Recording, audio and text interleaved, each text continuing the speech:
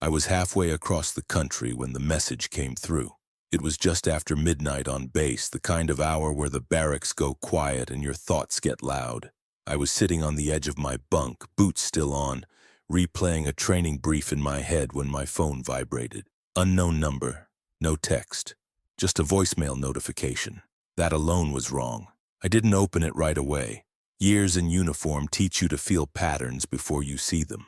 My gut tightened, the same way it does before something breaks. I hit play. At first there was only noise, muffled movement. Then a sound I will never forget as long as I breathe. My son screaming, not crying, screaming. Two voices overlapping, high and panicked, calling out for me by name. There was a man shouting in the background, words slurred and sharp, followed by a dull impact. Then another, then a voice, my ex-wife's husband, telling them to shut up. I froze. I couldn't move, couldn't breathe. Every instinct in my body tried to pull me through the phone, across state lines, through walls. The message cut off after less than a minute. I stared at the screen like it might explain itself. Before I tell you what happened next, subscribe the channel and let me know in the comments where are you watching from. It helps more than you know. I listened to the voicemail again, slower this time. I caught details. The echo of a hallway, a television in the background, one of the twins yelling that he was sorry, the other begging him to stop. That was when training kicked in. Shock gets you killed. Action keeps you alive. I called my ex-wife. Straight to voicemail. I called again. Nothing. I called the number that sent the message. It rang once, then disconnected. My hands were steady, but my chest felt like it was collapsing inward. I stood, grabbed my jacket, and walked outside into the cold night air. Somewhere behind me, a couple of soldiers were laughing, unaware the world had just split in two. I went straight to my commanding officer. He didn't interrupt while I played the voicemail. He didn't look away when the screaming started. When it ended, he leaned back in his chair and exhaled slowly. "How old are your boys?" he asked. "7, I said. He nodded once. "You're not thinking straight." "No," I agreed. "I'm thinking clearly." I requested emergency leave. Not vacation, not a favor. Emergency leave. There were forms, questions, protocol, the kind of red tape that feels obscene when children are involved. I answered everything calmly. Dates, addresses, custody agreements. I didn't raise my voice. I didn't need to. When I walked out of the office, I already knew I wasn't waiting for permission. I drove to the edge of the base, parked, and called my sister. She lived 2 towns over from where my boys stayed. She answered on the second ring. "They're not answering," she said before I could speak. "I tried the house. I tried the neighbors. I'm driving there now." "Don't go inside," I said. "Stay in the car. Call me when you see them." She hesitated. "What's happening?" "I'll explain later," I said. "Just trust me." I hung up and sat in the truck, gripping the wheel until my knuckles went white. My ex-wife's husband was a big man, former college linebacker. No military background, no discipline. The kind who used size and volume to solve problems. The kind who hid behind doors and explanations. I had met him once. He shook my hand too hard and smiled like he wanted me to notice. I noticed something else. How he talked over my boys, how they flinched when he moved too fast. I blamed distance. I blamed custody schedules. I blame myself. That ends when the truth arrives. My phone buzzed. A text from my sister, just 3 words. "They're hurt." Then another. "Police are here." I closed my eyes. Police meant reports. Reports meant time. Time meant excuses. I started the engine. I didn't know yet how I was getting home. I didn't know who I was going to call or what rules I was about to break. What I did know was this: someone had put their hands on my children. And that meant whatever happened next was already set in motion. What I didn't realize yet was that the voicemail wasn't an accident. It was a warning. And the man who sent it had no idea who he had just called home. By the time I hit the interstate, my phone wouldn't stop vibrating. Missed calls, texts, voicemails stacking like debris after a collapse. My sister called again, this time crying so hard she could barely speak. "They took them to the hospital," she said. "Both of them. Bruises everywhere. One has a split lip. The other—" She stopped, swallowed. "They're asking questions." "Did you see him?" I asked. "Yes," she said. "He's drunk. He keeps saying it was discipline." that they were out of control. I felt something go quiet inside me. Not anger, not fear. Focus. Listen carefully, I said. Did the police arrest him? There was a pause. Too long. No, she said. They separated him, took statements. He's saying the boys fell, that it was an accident. Of course he was. Get copies of everything, I said. Photos, doctor notes, badge numbers. Don't argue, don't accuse, just document. How do you sound so calm? She asked. I'm not, I said. I'm trained. I hung up and called my ex-wife again. She finally answered. What is going on? She demanded. Why are you involving my sister? The police said. Stop, I said. She went quiet. Are our sons hurt? I asked. They're fine, she said quickly. It wasn't that bad. He just lost his temper for a second. That's enough, I said. You don't minimize violence against our children. You're overreacting, she snapped. You're not even here. No, I said, but I'm coming. She laughed nervously. You can't just show up and take them. I didn't answer. I ended the call and dialed a number I hadn't used in years. A man I trusted. A senior officer who had once told me that rules mattered, but people mattered more. He answered on the first ring. You don't usually call, he said. I wouldn't if I had another option, I replied. My sons were assaulted. I have a recording. Silence. Send it, he said. I did. Minutes passed. Then my phone rang again. Where are you? He asked. Driving, I said. You're not flying commercial, he said. You won't make it in time. I didn't ask how he knew. I can't authorize what you're thinking, he continued, but I can make sure you're not alone when you land. Thank you, I said. He paused. Don't lose yourself. I won't, I said. I'll find him. I hung up and kept driving. At a rest stop, I pulled over, stepped out, and let the cold air bite my face. I replayed the voicemail again, not the screams this time, the background, the man's voice, the rhythm of his speech, the way he breathed between words. Fear makes patterns. So does arrogance. Back in the truck, I received another message, this one from an unknown number. They're exaggerating. You always do. I stared at the screen. Then I typed back, touch them again and you won't need excuses. No reply. I crossed state lines by sunrise. The desert gave way to scrubland, then to open stretches of highway that felt endless. Every mile sharpened my thoughts instead of dulling them. At the hospital, my sister met me at the entrance. Her eyes were red. Her hands shook when she saw me. They're asking for you, she said. The twins were in separate rooms. That was protocol. It didn't matter. I went to the first door and stopped myself before going in. Soldiers don't rush wounded rooms. You don't bring chaos to pain. When I stepped inside, my son looked up and broke. Dad, he said, voice cracking. I crossed the room and wrapped him in my arms, careful of the bruises. He clung to me like he thought I might disappear. I'm here, I said. I've got you. The doctor explained the injuries. None life-threatening. All intentional. When I stepped into the second room, the other twin didn't cry. He just watched me with wide eyes. I didn't fight back, he said quietly. I didn't want him to hurt my brother more. I knelt beside the bed. You did exactly right, I told him. You survived? Outside the rooms, a police officer waited. Young, nervous. We're still investigating, he said. There's no arrest yet. Then investigate faster, I replied. He shifted. Sir, you need to understand. I understand perfectly, I said. And so will the man who did this. As I walked back into the hallway, my phone buzzed again. A new voicemail. This one was quieter, smug. I warned you not to come back, the voice said. You think a uniform scares me? I saved it. Because he wasn't warning me, he was inviting me. What he didn't realize was that every message, every word, every threat was building a case, and I was done letting distance protect him. I didn't go looking for him right away.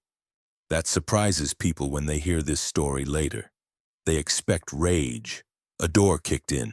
A bad decision made at speed. That's not how I was trained. And it's not how you protect children when the system is already wobbling. I stayed with my boys.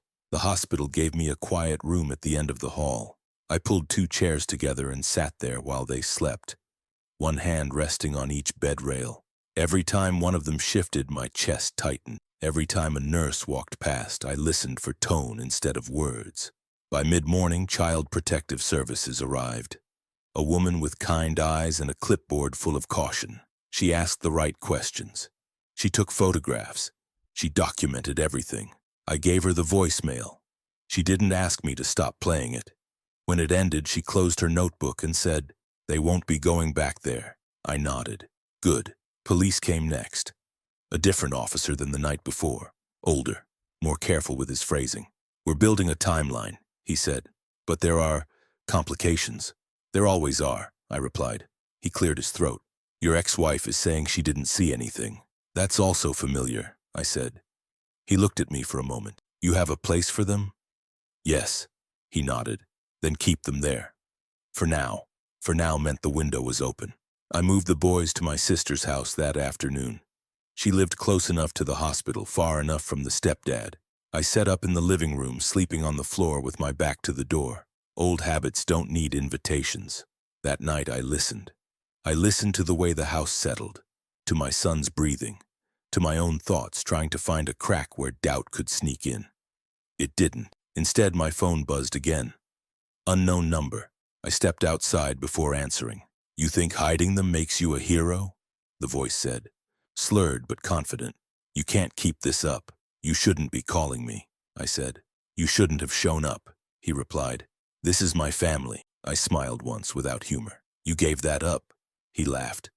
"You want to scare me with paperwork, doctors, cops? I've been through worse." "Not like this," I said. There was a pause. I could hear his breathing. Heavy. Uncontrolled. "You're all talk," he said. "You won't do anything." I ended the call. Then I started making them. I called a lawyer first. Not a favor, a professional. I sent him everything. Voicemails, medical, reports, text messages, times and dates written out in plain language. Then I called someone else. A man I had trained with years ago. Not military anymore. He worked compliance for a federal contractor now. New systems, new pressure points. He listened. He didn't interrupt. "Where does he work?" he asked when I finished. I told him. He exhaled slowly. "That complicates his life." "Good," I said. By the next morning, the stepdad's workplace had received an anonymous inquiry, then another, then one from a different agency entirely. Not accusations, just questions. The kind that don't go away once they're asked. I didn't touch him. Not yet. That part mattered. At the same time, my lawyer filed for emergency custody. The voicemail did most of the work. The medical photos finished it. My ex-wife called me when she got served. "You're destroying everything," she cried. "He's going to lose his job." "You should have stopped him," I said.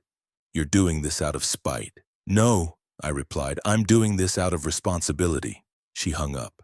That afternoon, the boys asked if they were going back. "No," I said. "You're safe now." They believed me. That night, as they slept, I stepped into the garage and opened the trunk of my rental. Inside was nothing illegal, nothing dramatic, just gear I trusted.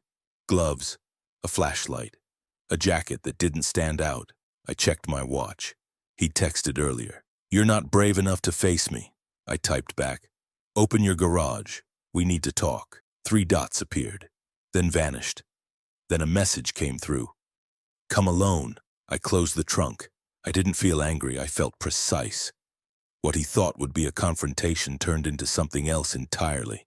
Because when I finally stood in front of him, it wasn't rage he saw in my eyes. It was decision. I parked 2 blocks away and walked the rest. That was deliberate. Cars announce you.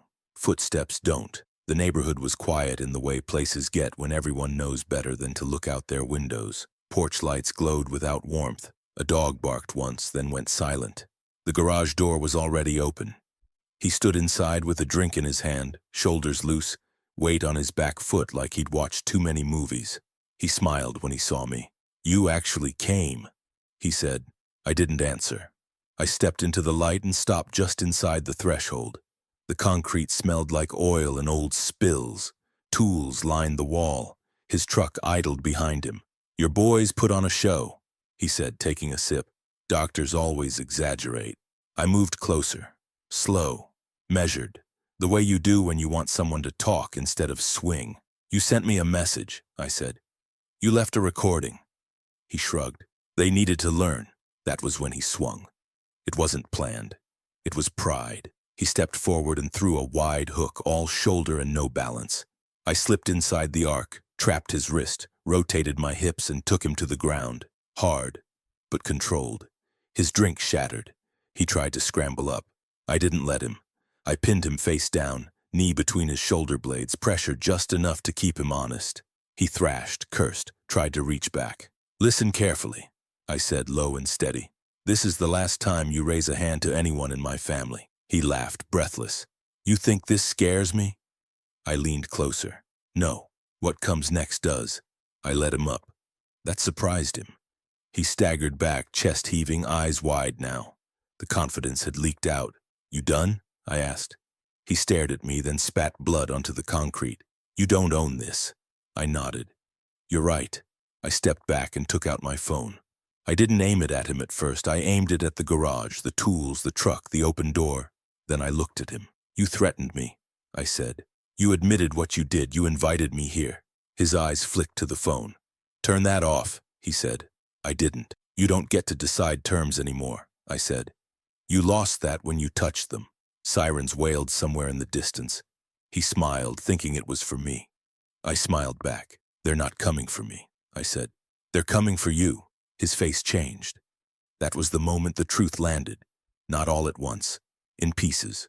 The voicemail. The hospital. The questions at work. The calls that didn't get returned. The inquiries that never stopped. "You set me up," he said. "No," I replied. "You did." Blue lights washed over the driveway. Doors slammed. Voices called out commands. I stepped away from him and raised my hands before anyone asked.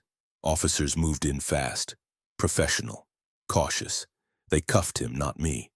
He twisted his head, eyes burning into mine. "This isn't over." I leaned in just enough for him to hear. "For you, it is." They took him away shouting. He didn't look strong anymore. He looked small. Ordinary. Exactly what he'd always been, without fear to prop him up. I went back to my sister's house that night and sat on the floor outside my boys' room. I didn't sleep.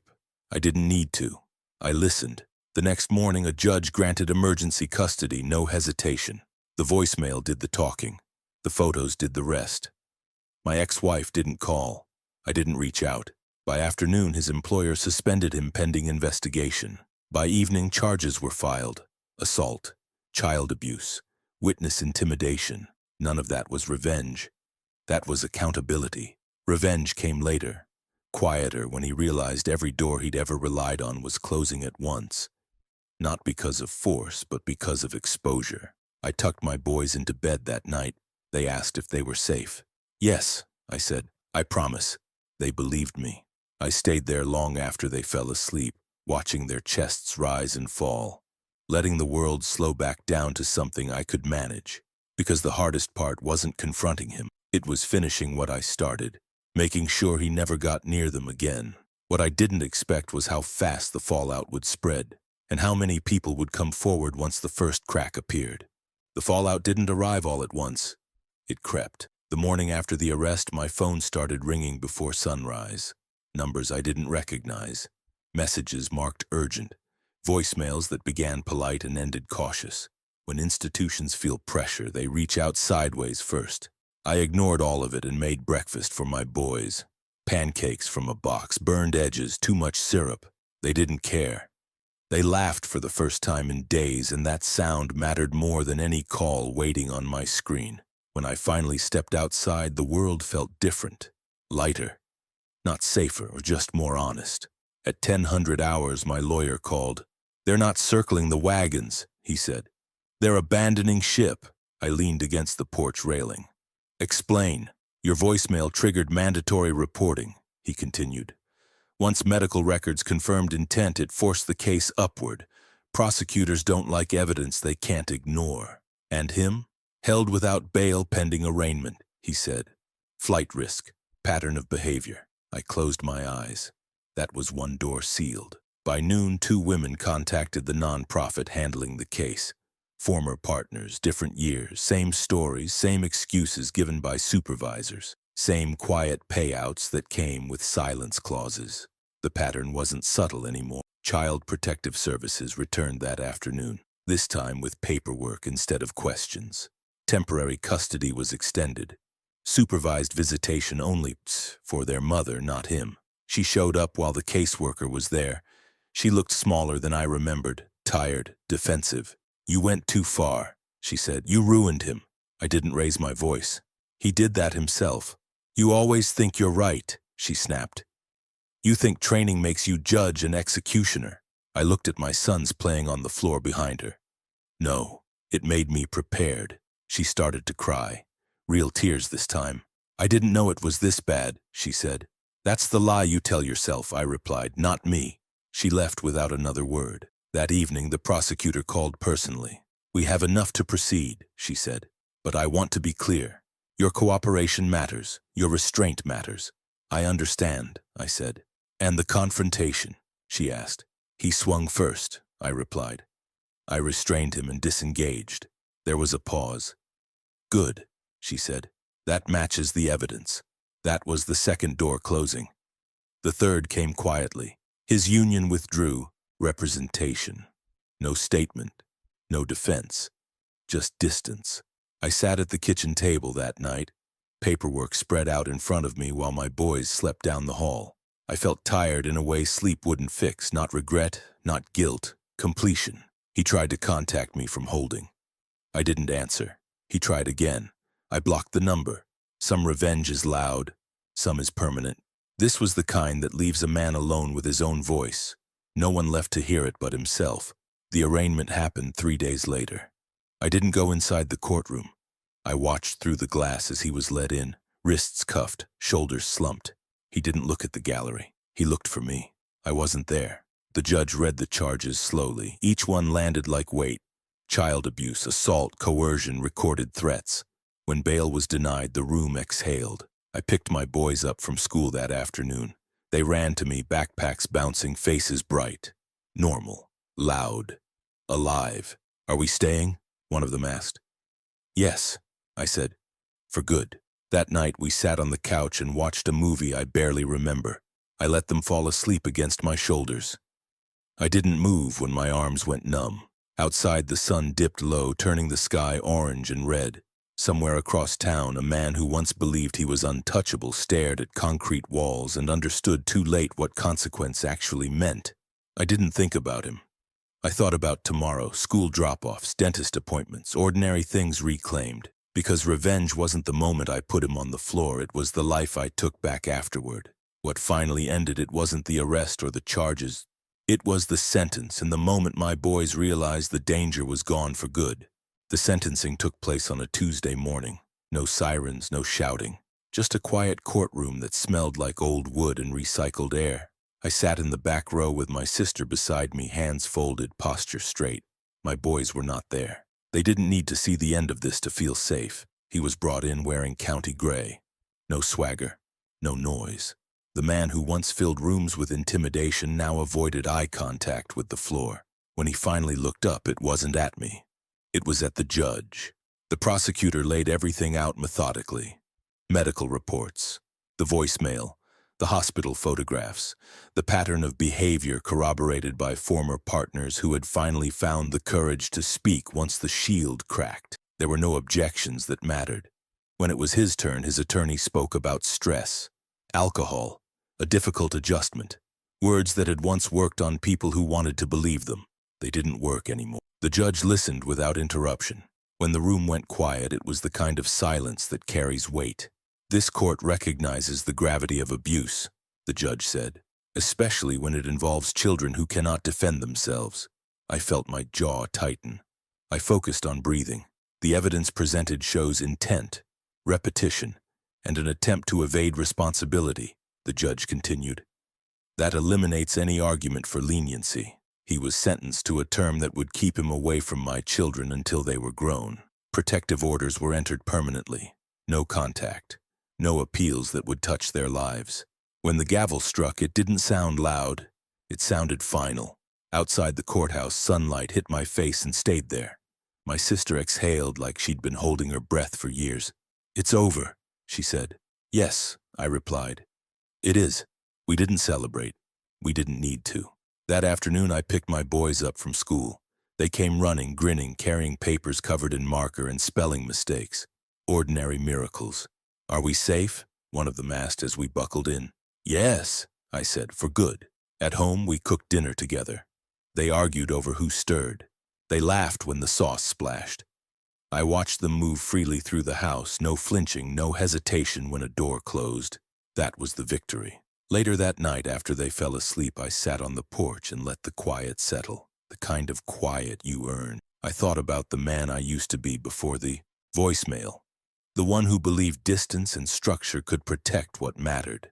I understood now that love requires proximity, presence, willingness to step into the fire when it finds your family. I didn't regret what I did. I didn't glorify it either. I did what a father is supposed to do when the world fails his children. I stayed. In the weeks that followed, life normalized in small, steady steps. Therapy appointments, school routines, weekend breakfasts. I learned how to pack lunches and braid hair. I learned that healing isn't loud, it's consistent. Sometimes one of them would wake from a bad dream and come find me. I would sit with them until the fear passed. No speeches, no promises I couldn't keep, just presence.